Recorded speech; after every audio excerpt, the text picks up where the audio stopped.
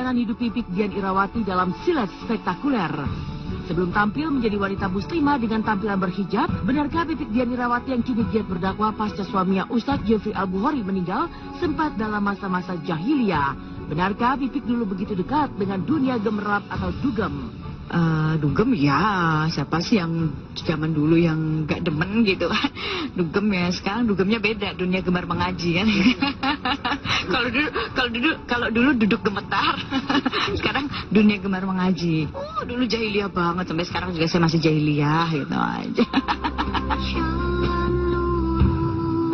Terjerumus dalam hingar-bingar dunia hiburan, Pipik yang dulu berprofesi sebagai model dan kerap lenggak-lenggok di catwalk, pada akhirnya meretas perubahan ketika bertemu dengan almarhum Uje yang dulu juga dekat dengan barang haram narkoba. Benarkah awal mula Pipik berhijab ketika ia hendak memutuskan akan menikah dengan almarhum Uje? Dan benarkah Umi Tatu memberi 4 syarat kepada Pipik, salah satunya harus mengenakan jilbab jika ia ingin menikah dengan almarhum Uje? Dan benarkah di depan Umi Tatu, Pipik Dian Irawati memakai hijab, sementara di luar ia pun kembali berbusana pakaian seksi ala seorang model?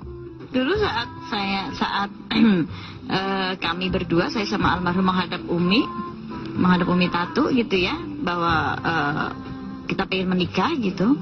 Terus beliau mengajukan 4 syarat. Umi mengajukan 4 syarat saat itu, yang satu ya harus pakai jilbab. Yang kedua harus sholat 5 waktu, jangan pernah ketinggalan. Lalu yang ketiga harus bisa sembuhin Uje. Saat itu bilang begitu, harus bisa sembuhin Uje, kan saat itu kan beliau kan memang pecandu narkoba. Saya bilang ya insya Allah gitu. Dan urusan dulu saya juga nggak seperti ini. Lalu untuk urusan jilbab ya saya masih buka tutup gitu ya. Kalau di depan Umi pakai jilbab, di luar pemotretan pakai rok mini lagi gitu. Dan akhirnya keputusan Pipik untuk benar-benar menutup auratnya dan muncul dari kesadaran hatinya sendiri ketika ia menerima teguran dari almarhum Ustadz Jeffrey yang kali itu telah resmi menjadi suaminya.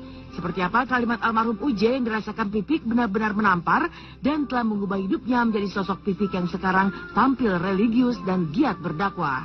Ini ujian lagi nih, cobaan lagi. Ada satu iklan, saat itu iklan rambut ya, kan saat itu rambut saya panjang.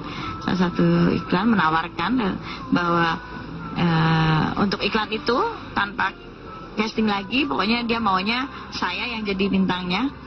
Terus yang nominalnya luar biasa gitu ya. Lalu saya bilang sama beliau, sama suami, izin gitu ya, ini ada iklan nih lumayan gitu kan. Dari satu kalimat beliau saat itu, walaupun beliau belum jadi ustadz saat itu, masih saat itu beliau mengatakan, ya terserah kamu, kalau dengan uang segitu mereka bisa menjamin kamu masuk surga, ambil. Karena yang pakai jilbab saja belum tentu masuk surga, kamu baru pakai jilbab sudah mau dibuka lagi. Di situ saya yang seperti apa ya, seperti ketampar gitu ya, seperti duh gitu, oh iya ya gitu kan. Akhirnya udah mulai dari situ saya tetapkan pakai jilbab, saya nggak mau buka-buka lagi.